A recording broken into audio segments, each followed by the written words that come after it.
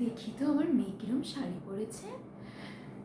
ও মা, কি সুন্দর লাগছে দেখতে।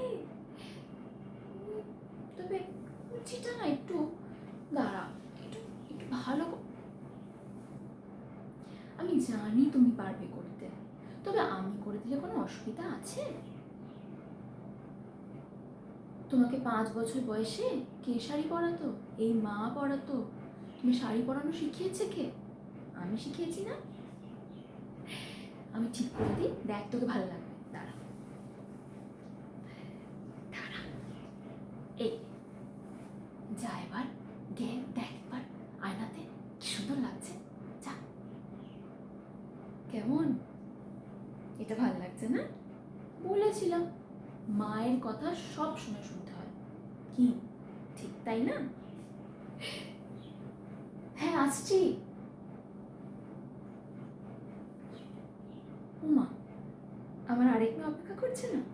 ওকে সারাতে হবে তো। চলি, টাটা।